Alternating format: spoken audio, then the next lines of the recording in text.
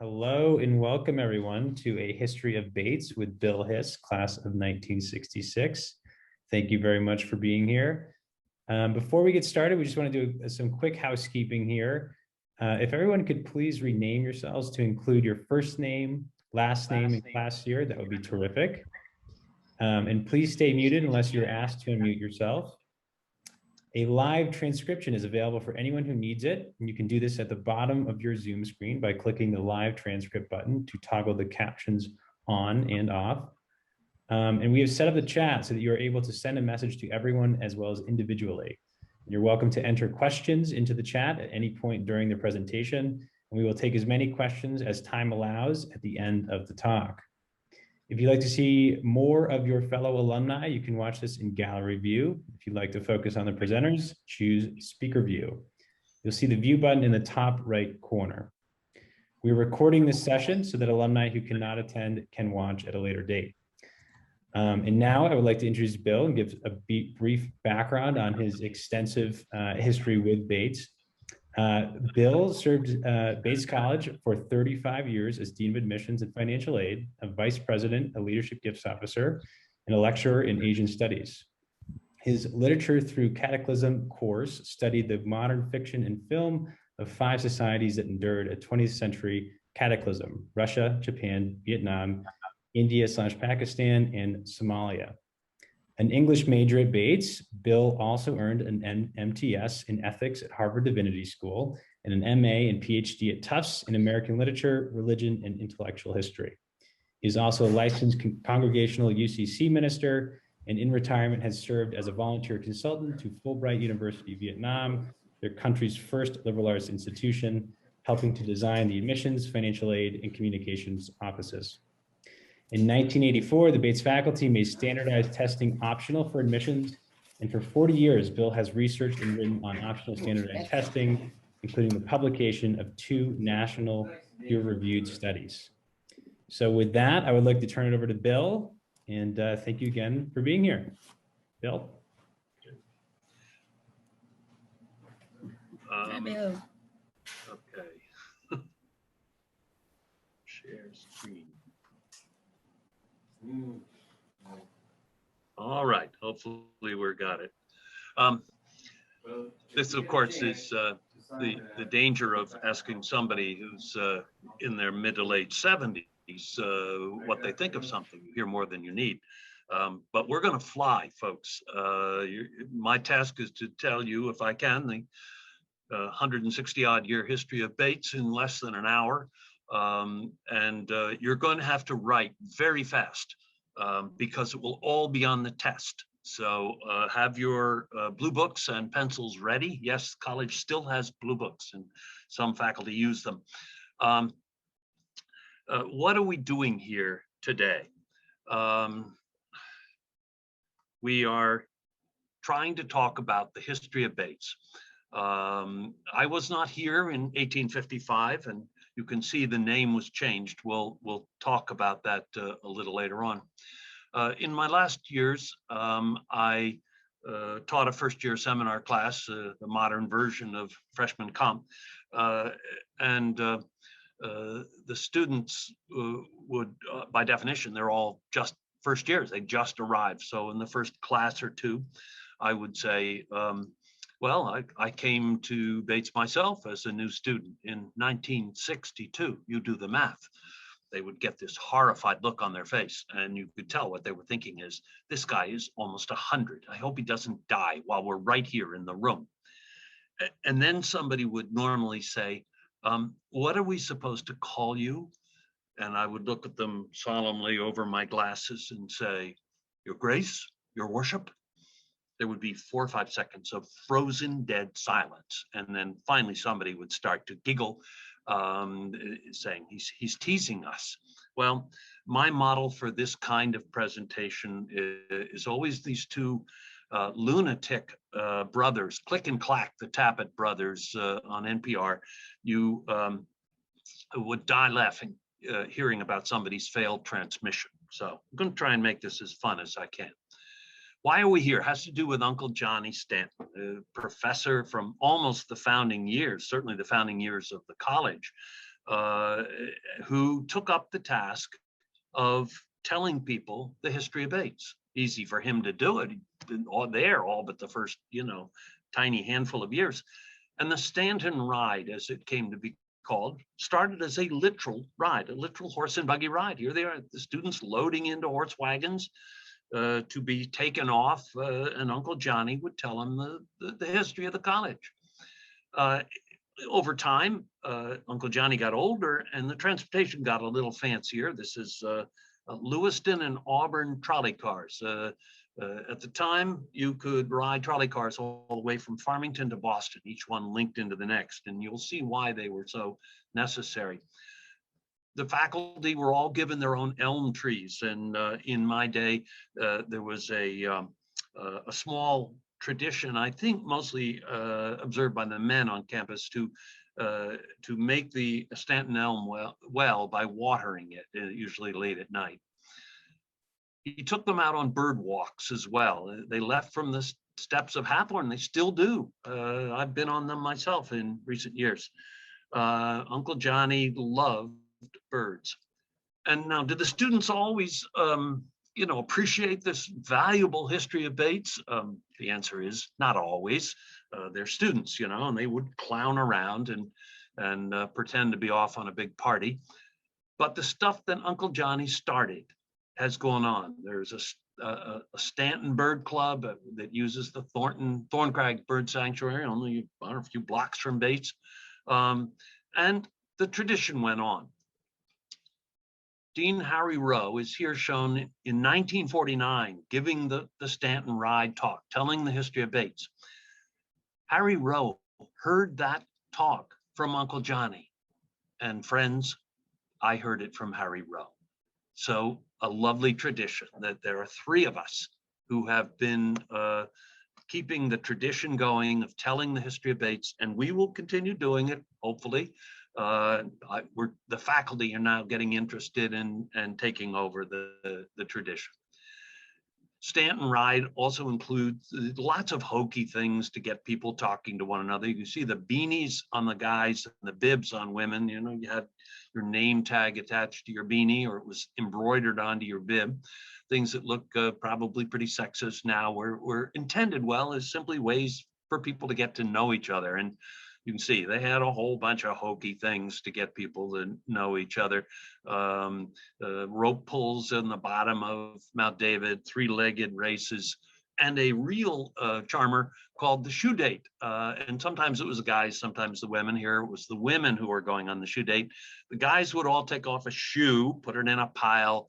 The women would rush forward, grab a shoe, and that was your date for the rest of the day. And it ignored all kinds of realities of very tall women with very short guys, and people of either sex deep in the closet who had been assigned a date, but the college meant well. Now, the Stanton Ride involves ASOP, which are trips that go off with usually 12 or 15 people, some of them outdoor and serious outdoor. My son, Jed, was paddling with a whole bunch of others, canoes across a lake that had 6-inch chop on it. And a lot of those kids knew barely one end of the canoe from the other.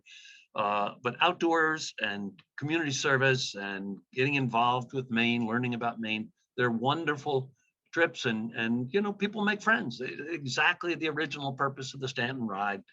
Tell the history of Bates, and get people talking to one another and knowing each other. Now, the campus is fascinating. This is, well, we think the oldest picture of Bates, and I wish there were older ones. We know it's an old picture because you can see the stumps in the ground. Those are the stumps of the apple trees that were the original orchard of Bates. That was the Bates campus.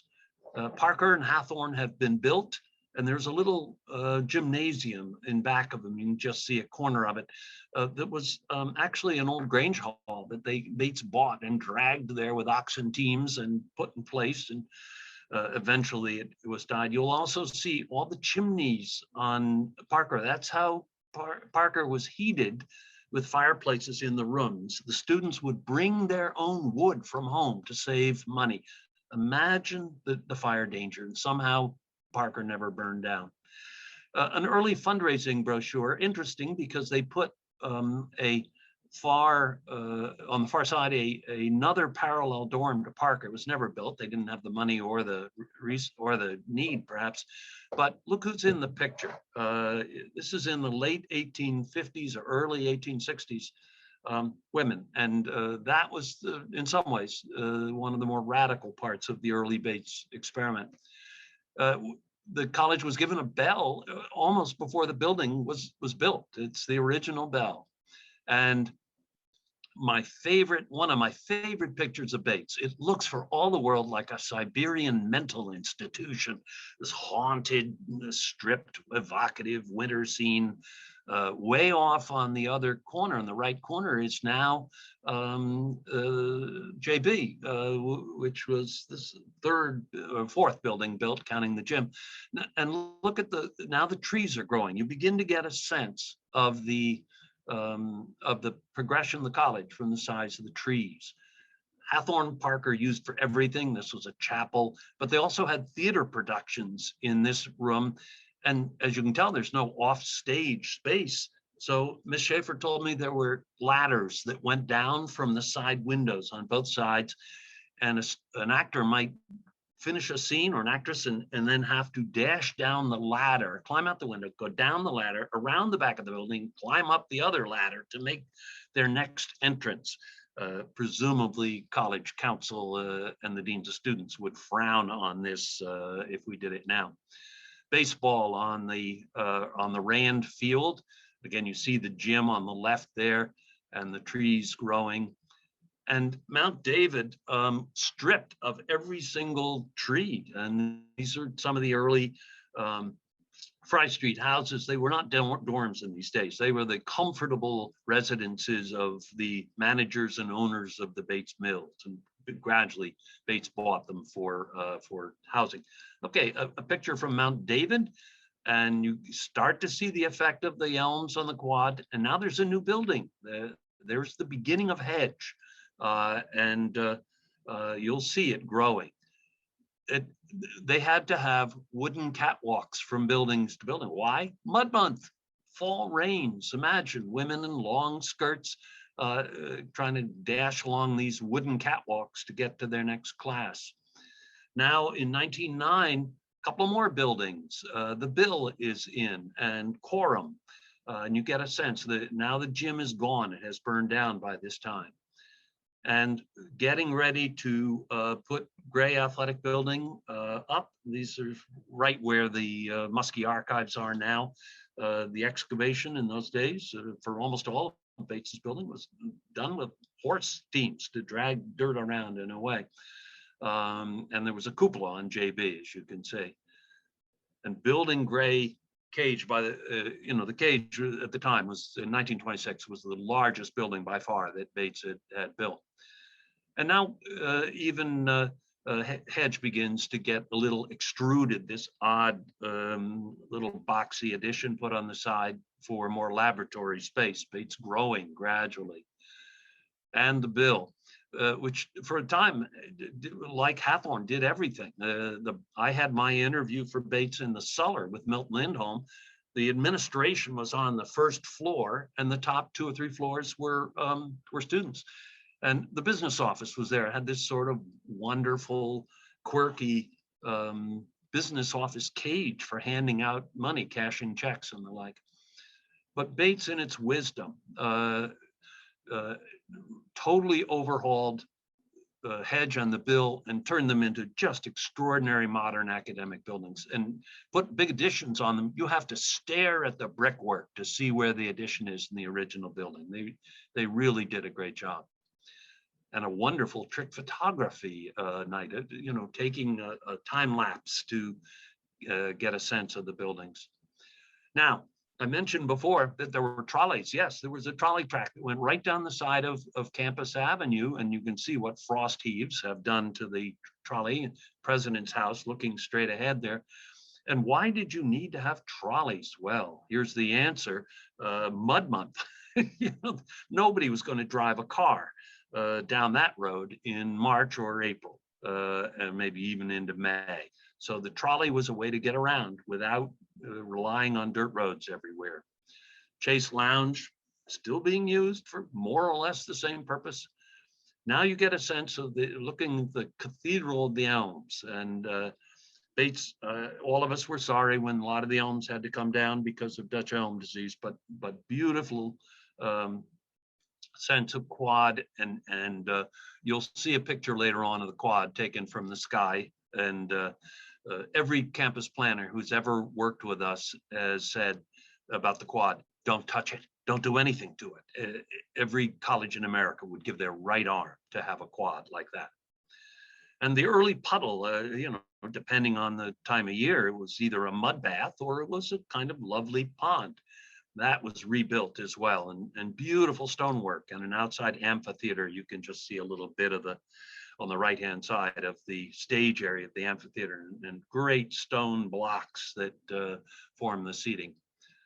And the new commons, a sign in the snow piles that not all of global warming has gone away or has caused the snow to go away. And they took the road out that ran right dead center through the middle of campus. They've done this twice, in my opinion, wonderful idea. The road that ran between Hathorne and Peagill Lane turned into a pedestrian way with dozens and dozens of white birches planted. And Bardwell Street has gone away too, because the library is right in the middle of it, you'll see. Here's a picture taken from a plane. See Garcelon Field in the beginning and in the forefront rather, and you see the line markers for football, and you also see the diamond for baseball. They were playing with only one field, and it did double duty.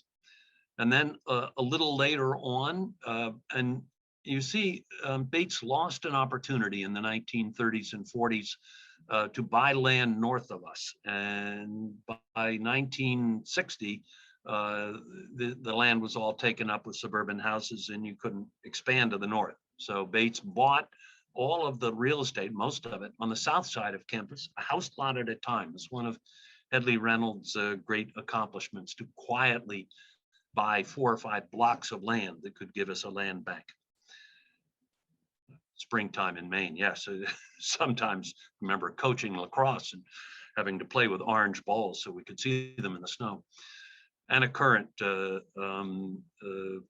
night shot or aerial shot, just the sense of the jewel-like qualities of the Bates campus is just beautiful. Class reunion provided a bobcat, and watching the teams come out and file by and touch its nose on the way to their games for good luck. It's just touching. And the chapel, the supervisors are wearing white shirts and ties. It's a lovely touch, don't you think? Named for Peter Gomes. I went all the way through Bates with Peter and all the way through Harvard Divinity School with Peter. He was my proctor in both places. There was no liberal nonsense about him being my resident coordinator. He wasn't there to coordinate anything. He was there to keep my less helpful impulses in check, which he did.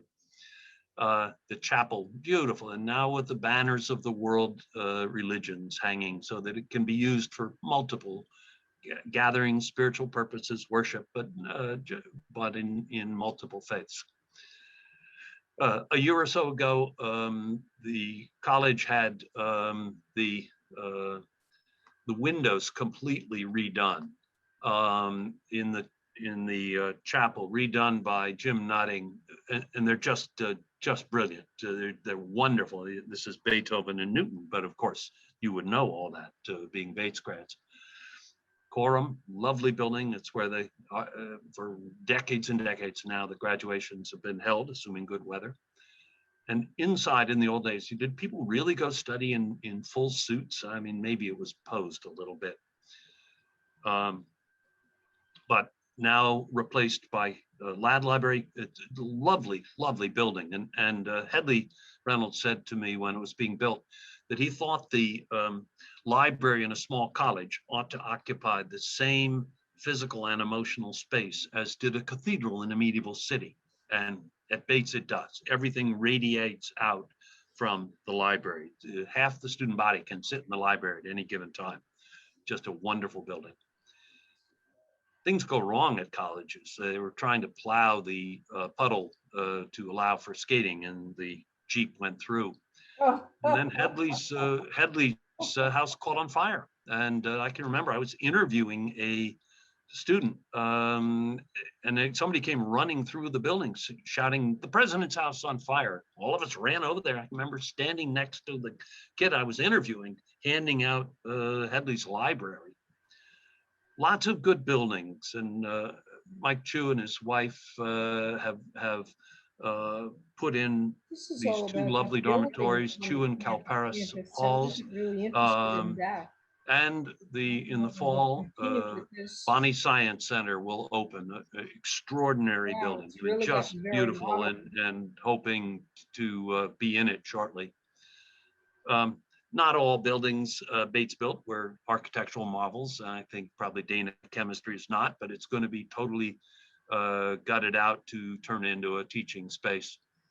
And the amazing Bonnie family have made the gift that is allowed for the Bonnie Science Center. Wow! Bates president. For building.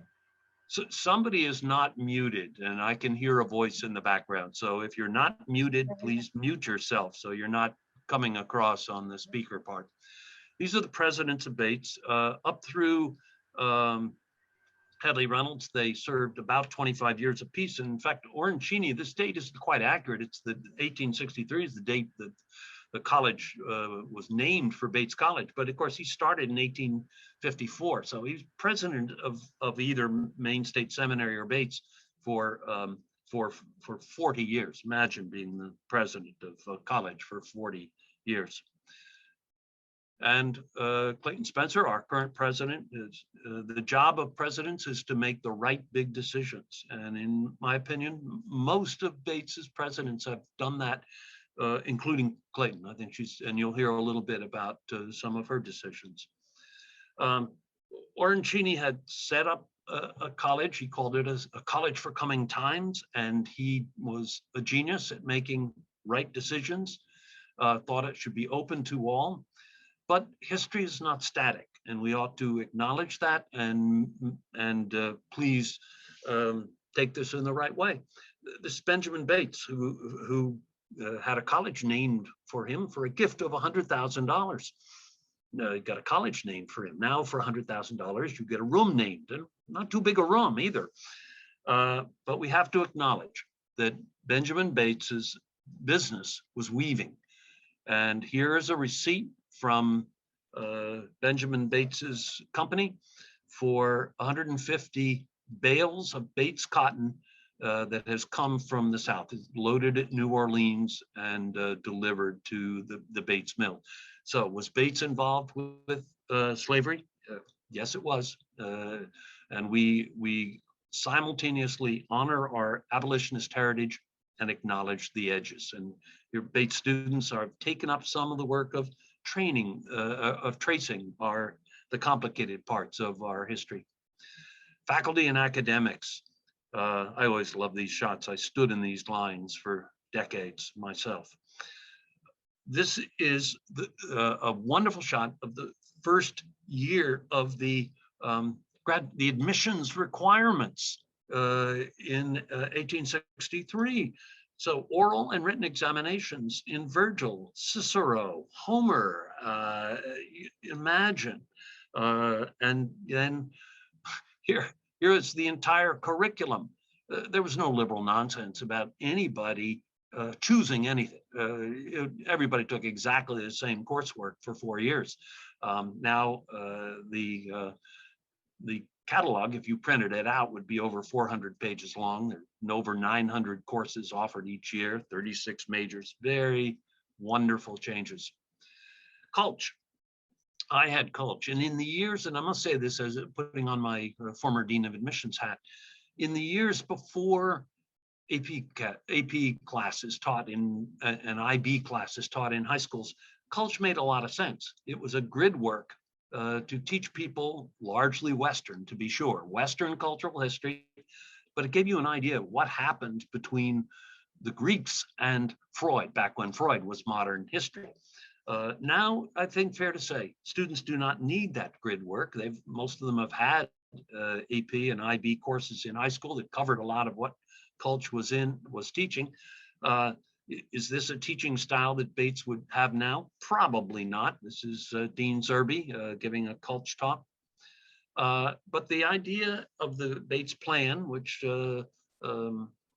Prexy Phillips brought in, was to encourage people to think about not just an education, but a worthwhile career. And now one of Clayton Spencer's rebirths, if you will, of that concept is purposeful work, where people sort out in the context of a liberal arts college what they want to do with it. And that has worked beautifully. And I must say, I ran career services as a decade as a VP at Bates, and many times, sometimes students would come brought to Bates by great science departments or the great debating traditions, think I'm going to be a doctor, I'm going to be a lawyer, and you have to disabuse them a little bit, send them down to CMMC or St. Mary's to push a stretcher in the accident room, the ER, or put them in a law firm to try things out. Some of these young people have watched too many cop shows, and they need to see what a lawyer really does, or a doctor.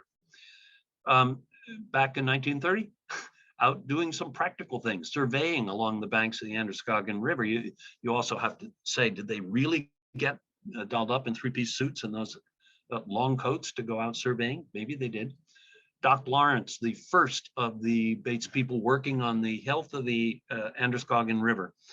And it took a long time and meant a lot with Bates's work with Ed Muskie, who wrote the Clean Air and Water Acts. But here is an example of environmental research. Professor Bev Johnson doing research down at Morse Mountain with a Bates senior. It was the editor-in-chief of the Bates Student, and apparently one of the very best editors that we've had for a long time. One of Bates's research, or one of Bev's research, is how much carbon is sequestered in mudflats like this, and the answer is a whole lot. And when you multiply it by all the mudflats all over the world, it's a lot of carbon that would be released if these mudflats were flooded. The Theater Bates, the same play, 60, 70 years apart. The inimitable Miss Schaefer. Dance has become a major at Bates. And some traditions have stayed and stayed and stayed. You know, printing your thesis, binding it, and handing it in is in quotes because it's submitted electronically, but binding the paper copies with all of your friends there to cheer you on. Friendships, from day one, the friendships were there. And the parties, you know, there's a wonderful Falstaff's line to King Henry, dost thou think because thou art virtuous, there shall be no more cakes and ale? Well, the students have, in this picture, have cleverly hidden the ale, but the cakes are all there. They're all, I guess, cupcakes that they're all holding up. And a production of a Greek play, clubs, Philhellenic Society. I can't tell you exactly what the Philhellenic Society did, but presumably something connected to Greek culture. And the Bates Cornet Band. And they took field trips. They went off. Here they are in Farmington Falls. I lived in Farmington Falls for a while. Imagine, look at the snazzy uniforms and a conductor in a silk topper. And who the lady is, I'm not sure, but obviously maybe she was the chaperone for the event, or the conductor as well, hard to know, but there she is, obviously in the front of the picture. And the Mary Manders, with the Deansmen going back decades. The Bates tradition, you'll see a few more slides. This is the first team. This guy, Ben Ayers, is really a kind of Bates star in many ways. Spent his whole life in Nepal trying to help figure out how to do a sustainable development of Nepal. the outing club. Here's Ben as a student building a lean-to on the land which my dear friend and classmate Judy Martin has put into a perpetual protection, several hundred acres that she has put together to be part of the Androscoggin Land Trust. And a parallel cabin on Sabattis Mountain. Ed Muskie lighting the torch for Winter Carnival, and Governor Mills lighting the torch now. Arguably the best snow sculpture ever done. I mean, just extraordinary. But there were others that were really wonderful. One I liked was always of the Wicked Witch of the West. It showed two long legs coming out from underneath Cheney House, obviously at the end of the movie. Take your life in your hands at Winter Carnival. Ski jumping off of Mount David. Skating races. They also had, they still have softball games on snowshoes, and they, for years, they had track meets and football games and, you know, all on snowshoes. The great debate traditions, Brooks Quimby there in the background of the picture on the left, and the current debate team going to the world debate levels. It's virtually the only small college that has that kind of debate traditions. John P. Davis was not allowed into Delta Sigma Rho because he was Black. He complained, argued, Bates lobbied for years. Benny Mays was not allowed in either. Finally, in 1936, Delta Sigma Rho allowed Black students in. Benny joined at that point. And yet Bates, there were long arguments about whether Bates should have withdrawn from Delta Sigma Rho over that issue. And Bates made a compromise, like any decision, probably some good and bad pieces of it. Athletics, the early show, there was no liberal nonsense about substitutes. There were 9 players here, including the guy with the topper. In state champions, you got a little more help, and you got 1 substitute. The dear Chick Leahy, what a coach he was. And the first football game took place in Maine.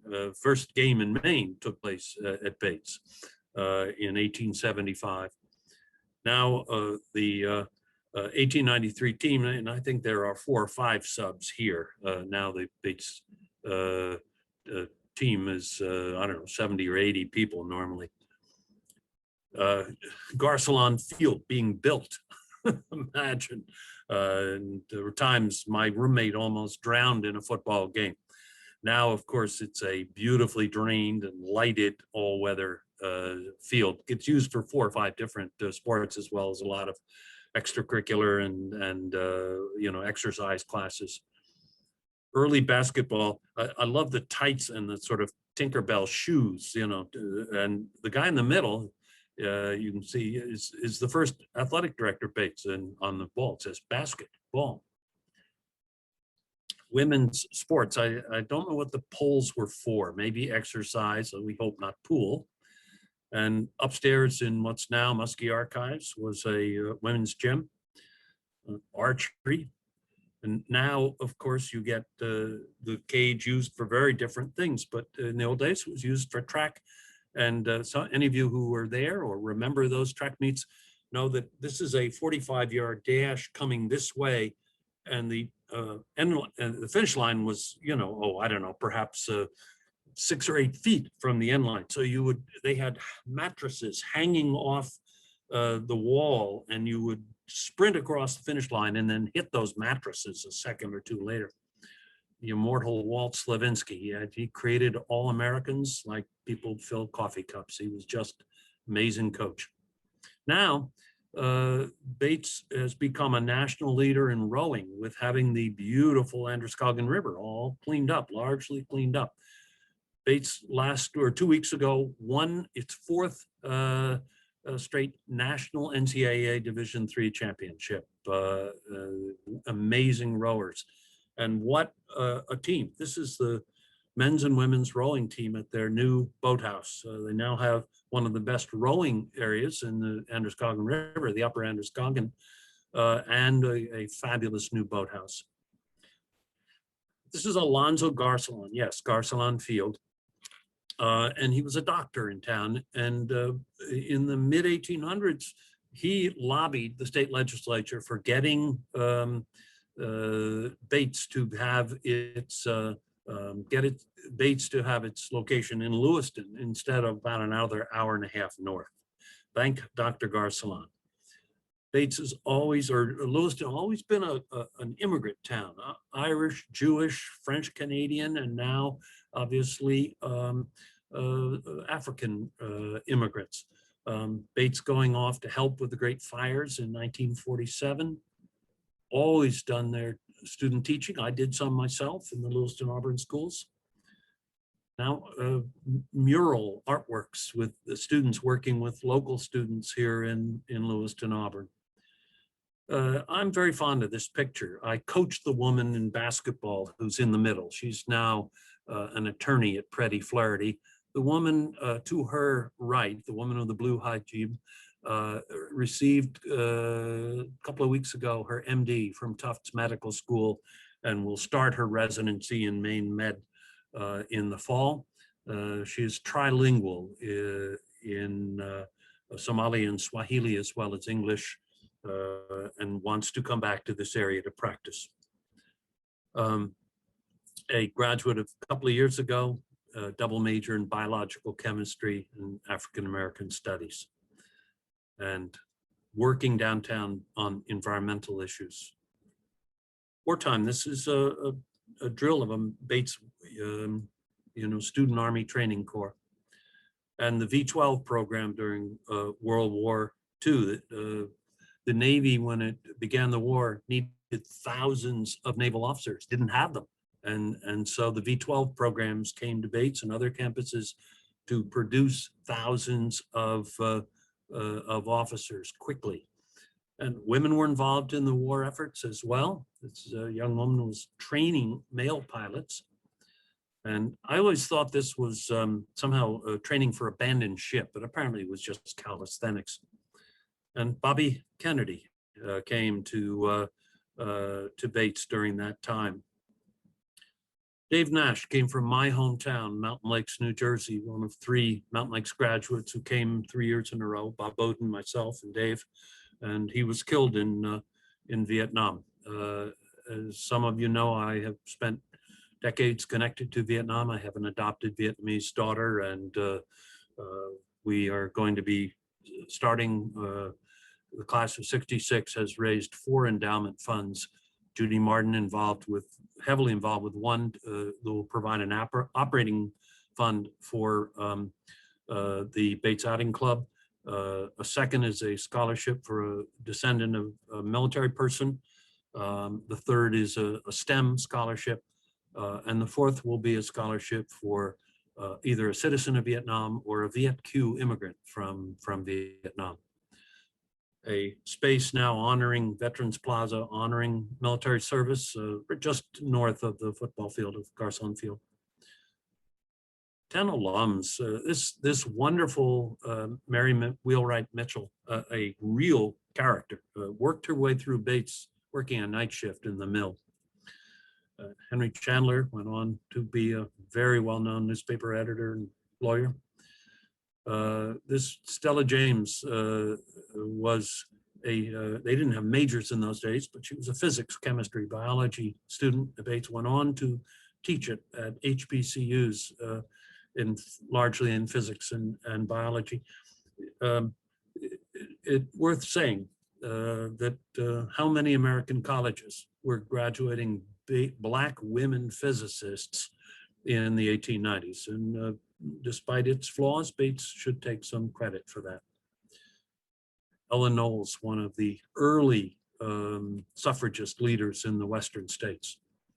Benjamin Mays himself, you read a biography of Martin Luther King, the first third of it will be dominated by mentions of Benjamin Mays. Edmund Muskie wrote the Clean Air and Water Act. So I happened to be in President Reynolds' office when the call came in from Ed Muskie that he made the final decision to send all his papers to Bates. And Headley said, well, Ed, tell me how much paper is this? How much space should I make? Muskie answered, they tell me it's the largest van Mayflower makes. It turned out to be 2,400 cardboard cartons full of paper. Friendship with Mr. Hirasawa. There's now a Hirasawa scholarship at Bates. He was the Edmund Murrow or Walter Cronkite of Japan after the war. And Frank Coffin, one of the great jurists, chief judge of the First Circuit Court of Appeals. Bill Worthy, a really radical, wonderful journalist who visited places the State Department didn't want him to visit, brought back talks on what it was like. This wonderful woman was the head of the World Health Organization, the Fundamental Health Organization. And two current congressmen. I interviewed Ben Klein and helped Jared Coffin come to Bates by writing his recommendation for him. They're very different points of view, a conservative Republican and Jared, fair to say, I think very independent and sometimes unpredictable Democrat. And Elizabeth Strout, if you have not read her books, run, do not walk to the nearest bookstore. And Lewis Millett won the Congressional Medal of Honor. Traditions, the stork was one of the candidates when the students voted on a mascot in 1924. Happily, the stork lost and the bobcat won in a landslide. Reunions go back to the 1870s. We've had a lot of them over the years, wonderful fun. Toga parties, these folks seem a little old for a toga party, but whatever will make it a wonderful occasion. And the puddle jump, first done at St. Patrick's Day and now is part of Winter Carnival. If you want to give yourself a wonderful hour, go to the Bates website and look at the video clips and the pictures of years and years of puddle jumps. They're just fabulous. People with these astonishing expressions on their faces as they hit the water. And mayoralty, an old tradition done back in the 50s. It was very popular. Gala, this one now, it's been 30 years since Gala, and a wonderful Gala picture from a couple of years ago. And the Ivy Stone, this one for environmental issues back in 1970, but the current one with a mask on the bottom and a raised fist of protest on the top. Now you can see being installed by the college mason. And wonderful long traditions, then as now, helping each other out. And questions, if we have a few minutes at the end. By the way, if you study those pictures carefully, you might see somebody you know. The one on the left is of me as a drunk in a play at Bates. My task was I used to go out and roll around in the mud before the show went on to get suitably dirtied up, and then my task was to fall off the back of a bench and not kill myself. That was the comic moment. The picture on the right is of my first year seminar class in Asian Studies. And it looks like an idyllic picture of the Bates class out on the quad, and it is. It's idyllic. But the woman sitting next to me with a white jumper on was that year a Russian language teaching assistant from a Russian university. And my students, I would ask people to come from each of the 5 countries we were studying, citizens of the country or formerly citizens, tell about their experiences, what it was like for their country, their family to go through a cataclysm. And the young woman there on my right was telling my students that she had 18 relatives on her mother's side inside Leningrad, Stalingrad, St. Petersburg, when the Nazis surrounded it, and 5 of the 18 survived. So sometimes even idyllic pictures have a different tone. Okay, let's go back now. I have to hit stop share, I think. I hope that's right. And we ought to be able to get to the spot where we can ask questions, I hope. Let's see. Yes, thank you, Bill. All right. Terrific, Phew. terrific. I'm And I sorry, would- my computer crashed. I have no idea what happened, but we recovered quickly. I think as some of those in the chat mentioned, we are all just grateful that it wasn't us, and we are sorry that it happened to you. But thank you, Bill. That was wonderful. We really appreciate that presentation. And we have a few questions here. And I'll just remind everybody that you should feel free to ask any questions that you would like in the chat function at the bottom of the screen. You might be seeing some of the pop-ups come up with others' questions, but please feel free to continue to ask some questions. But Bill, to start, we do have a couple of people asking if these photos are available for viewing online. And if so, I'd be happy to help provide the link. Largely, yes. I won't say all, but there are enormous photo collections that are part of the Muskie Archives. And so if you go to the Muskie Archives part of the Bates website, then there are very large collections of Bates historical photos. Some of the current ones are available through the communications office rather than the Muskie Archives. But the answer is yes, a lot of the old ones are available. Terrific. I will put that link into the chat function there. And how much land did Bates have a chance to acquire across Russell Street? And then maybe, Bill, you could also update us on what has been done with the blocks to the south that were acquired. Okay. Well, I mentioned that across Russell Street to the north was a missed opportunity. Any of the presidents before Hedley Reynolds, certainly in about 1940 or 45, when Charles Franklin Phillips became president, he could have bought land north of Bates all the way to Augusta for $100 an acre. And Bates just didn't realize it needed more land at the time, so he didn't buy it. We have some house lots, a few on the other side of Russell Street. Well, on the south side, toward Lewiston, toward the downtown, Hedley Reynolds asked Bernie Carpenter, the treasurer at the time, to quietly start buying land on the south side of the Bates campus. And Bernie was a genius at it. He would go and visit people in their houses and offer to buy their houses with life tenancy rights. And then when they passed away or didn't want it anymore, then Bates would have the property. He managed to buy really most of the land between College Street and Central Avenue, which is, I think, 5 or 6 blocks wide, and one long block down toward Lewiston, toward Central Lewiston. So that's Bates's land bank for the future. We own most of that land. And that is the land that you were talking about that the Chew and Calparis dorms are on now. Bill, is that right? And the Bonnie Science Center, Lindholm House. I mean, there are and several now small dormitories go down that street, or one of those streets. Sure. And Bill, are there any historical markers on campus? Boy, what a good question.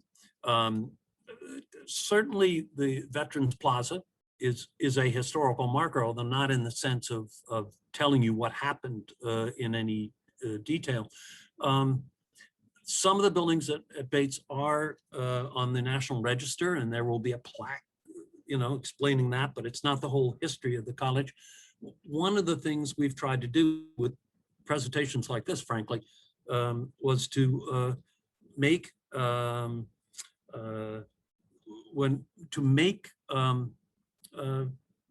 Bates history more available. So that this presentation this morning or this afternoon, I was going to say it's this morning on the West Coast, it's tomorrow in Asia, will be posted so that people can see it. I guess we could think about, I don't know, some sort of signage that would include Bates history, but that's not for me or us to say. That would be a more complicated project. I will point people, when Bates had its sesquicentennial in 2005, a wonderful Bates grad, Charlie Clark. He's sleeping with the fathers now. Charlie Clark was asked to write a history of Bates, and he did. I mean, a wonderful book, Bates Through the Years, and it's not a chronological history. It's a series of essays, Bates students, Bates faculty, Bates curriculum, etc. And he had, I don't know, 15 or 20 Bates students working with him, and he trained them as fabulous historians, half of them working on photos, half of them working on texts. Just a great book. So Bates bookstore still has copies of it. You can get it. I highly recommend it. Charlie had a wonderful sense of humor, really, for an early American historian or historian of early America. And he opens the book by telling the story of Uncle Johnny. That Uncle Johnny was a student at Bowdoin. And in his senior year, he threw a mattress out of a dormitory window onto a professor's head and was immediately expelled from Bowdoin. Not clear that he ever went back and finished his degree. So Uncle Johnny may have taught at Bates for 50 years without a college degree himself. Wonderful, thank you, Bill. Is the Hawthorne bell clapper still being nicked on a regular basis, or is it permanently gone? The Hawthorne bell is fully functioning. I'm not aware of anybody having stolen the Hawthorne bell clapper since, through confessions, Tom Hayden and I, my roommate Tom Hayden and I did it our sophomore year. And we put in strings of soda cans. Oh, heaven knows, not beer cans. No. In the where the clapper should have been. And the next morning, the bell started to ring at 7 o'clock, and there was this terrific clatter of beer and soda cans. And we gave the clapper back, spray painted gold as part of the Ivy ceremony. We send a message to the dean saying it's coming back. It's coming back. Nobody's stolen it and nobody's sold it, and it's coming back. But no, not since then that I know of. Well, great. Well, if everybody, let me offer a simple comment. Yeah. I think in the old days when Bates had 10,000 rules about everything, there was a lot of dammed up energy that was to some degree exorcised exorcised, I mean, by pranks. It was a way of letting go of, I don't know, emotions, some of it romantic emotion, no doubt, that needed to be let loose, and the pranks did it. Great, thank you, Bill. So I believe this is our last question here, unless anybody else has a closing question. But we have one more for you, Bill. And what in the Muskie Archives at the University of Southern Maine is part of the Muskie Archives at Bates? Is there any overlap there? Is there any? They're two different organizations, both named obviously for Ed Muskie, but and there are Muskie's name is in various places, but I think it's the Muskie School of Public Service, if I have the name right, at USM, University of Southern Maine, is a completely different organization than the Muskie Archives here at Bates, which are partly archives, actual collections of historic material, but also a sponsoring organization for different talks, presentations, all kinds of different things that the college wants to sponsor. Great. All right. Well, thank you everyone again for being here. Thank you so much to Bill. This is another wonderful history of Bates. And please feel free, Bill can be contacted through Cadence as well. Meredith just put that link in the chat. So feel free to click that and reach out to Bill through that function as well. But thank you again so much for being here. Thank you very much, Bill, for a wonderful presentation. And we hope you guys will tune into some additional reunion programming here throughout the week. Bye now.